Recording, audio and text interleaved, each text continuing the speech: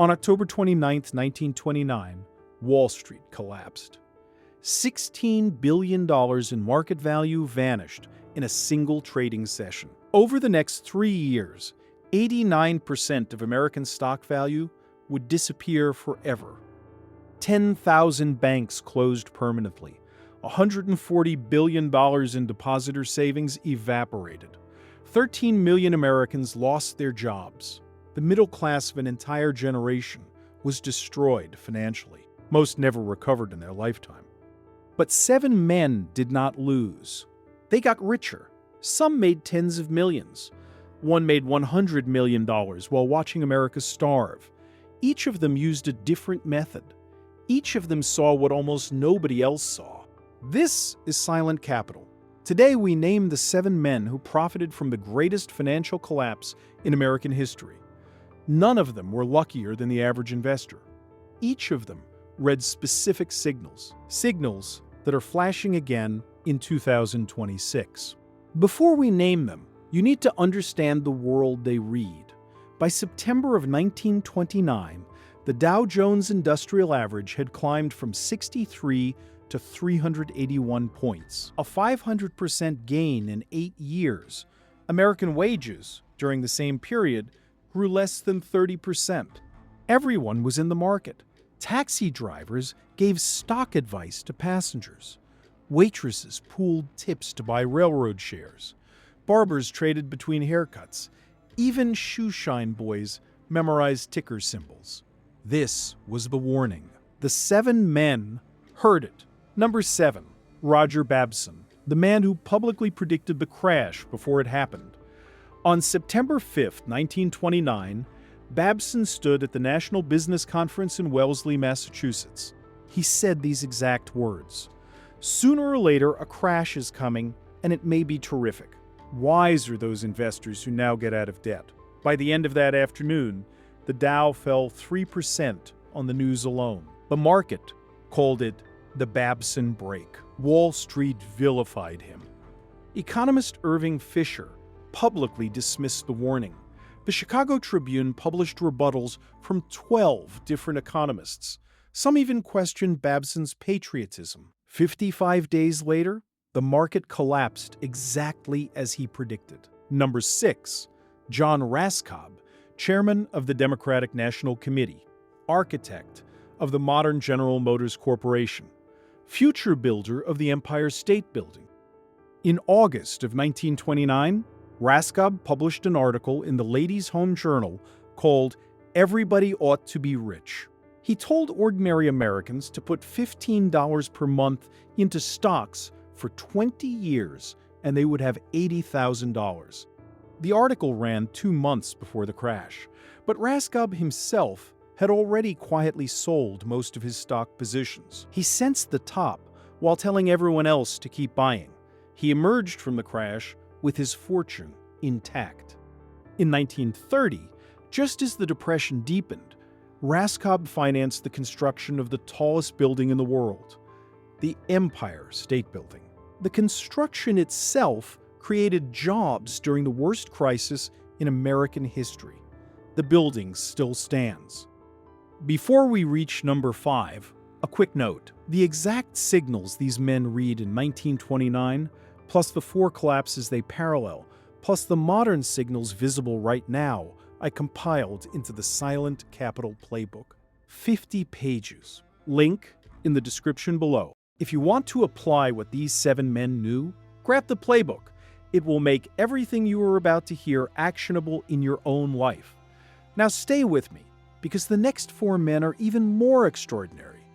Number 5, Bernard Baruch, known on Wall Street as the Lone Wolf, advisor to President Woodrow Wilson, then to President Franklin Roosevelt, the most respected financier of his era. In early 1929, Baruch began quietly liquidating his stock positions. He later wrote in his memoirs about why. Taxi drivers told you what to buy. The shoeshine boy could give you a summary of the day's financial news. My cook had a brokerage account. Baruch recognized the same signal Joseph Kennedy would later read.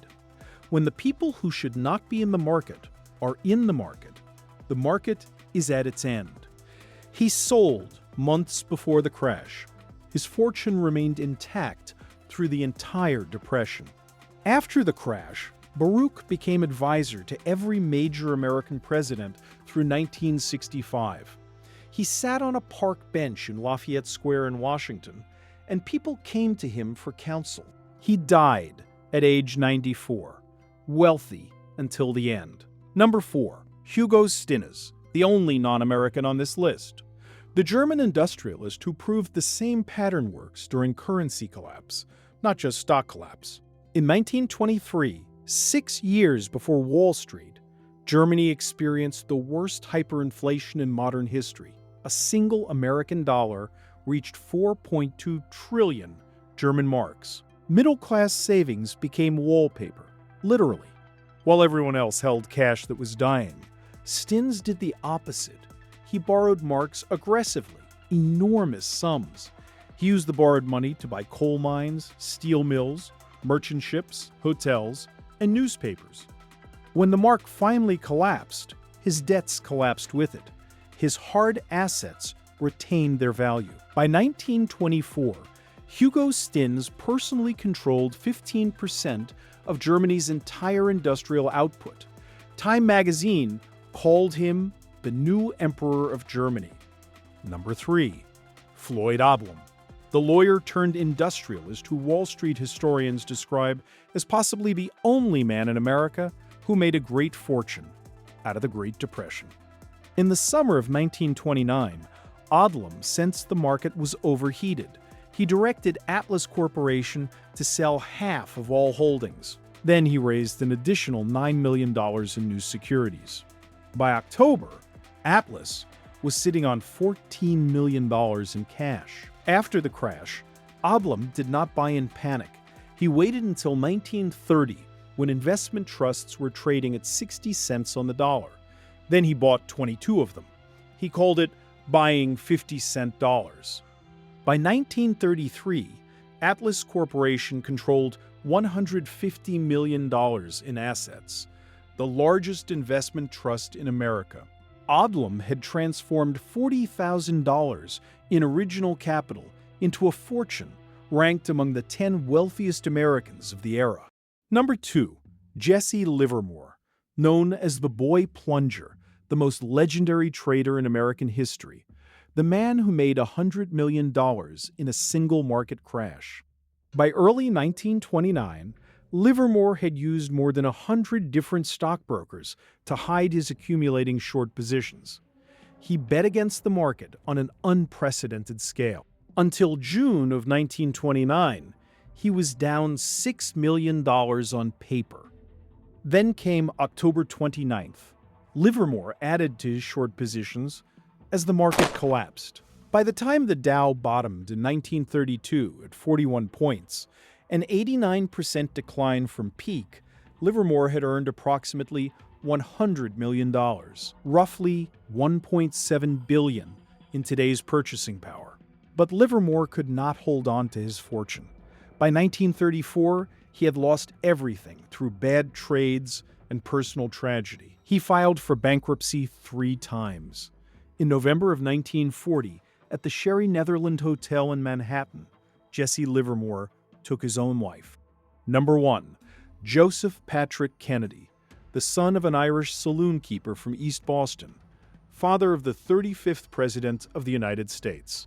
The man, whose $4 million fortune in 1929 became $180 million by 1935.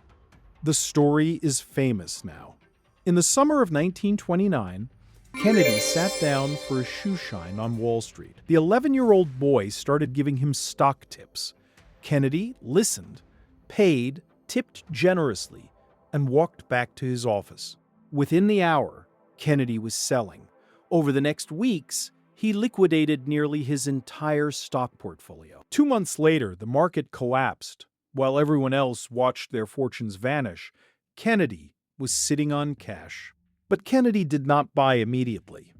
He waited until 1932, when the desperation of sellers exceeded the caution of buyers. Then, through a company called Old Colony Realty Associates, He bought distressed real estate across America at prices that would never return.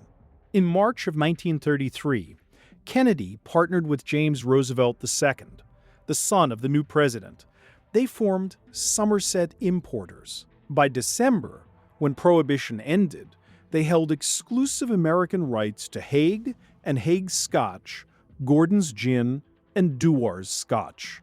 In 1945, Kennedy bought the Chicago Merchandise Mart for $13 million, the largest privately owned building in the world at the time. His descendants sold it in 1998 for $625 million, 48 times his original investment. The Merchandise Mart alone funded 3 generations of Kennedy political careers, including the presidential campaign of John Fitzgerald Kennedy in 1960. A 60-year political dynasty built on one counter-cyclical real estate purchase made at the exact right moment. 7 men, 7 methods, one underlying pattern. Each of them exited speculative assets before the peak. Each of them held cash, while others were panicking. Each of them deployed that cash into hard assets when prices were genuinely distressed. None of them predicted the exact timing. This is the most important truth in financial history. The wealthy do not predict the collapse. They cannot predict it better than you. What the wealthy do differently is prepare. They position themselves in advance. They accept slightly underperforming during the good times to dramatically outperform during the crises. The signals that flashed in 1929 are flashing again in 2026. Retail trading apps with 40 million users, buy now, pay later schemes at every checkout. Auto loan terms stretch to 84 months. 16-year-olds explaining cryptocurrency on social media to people who borrowed money to buy it. The question is not whether another collapse will come. Every fiat currency in history has eventually faced one. The question is which side of the transfer you will be on when it arrives. The 7 men we named did not get rich because they were lucky. They got rich because they were ready. If this is the kind of history most financial channels will never tell you, hit the like button so the algorithm shows this video to the next person who needs to see it. The 99% destroyed in 1929 were not stupid. They were trusting the wrong voices at the wrong moment. And tell me in the comments, which of these 7 men did you already know about? Which were new to you? I read every comment on this channel. Your answer helps me decide which figure to explore in depth next week. The Silent Capital Playbook covers the complete framework, 7 strategies the elite have used before every historical collapse. The gold anchor, the hard debt paradox, the cash position secret these men all used, counter-cycle real estate, crisis-proof skills, the jurisdictional hedge, the early warning system. Subscribe to Silent Capital, new videos every week. Next week, we go deeper into Jesse Livermore, the man who made $100 million and then lost it all. Why his story is the most important warning of the 7. History has the answers. We just show you where to look. This video is for educational purposes only. Nothing in this video constitutes financial, investment, legal, or tax advice. Consult a licensed professional before making financial decisions. All factual claims have been verified against primary sources, including biographies of each subject, archival news reports, and historical financial records. Silent Capital, before it collapses.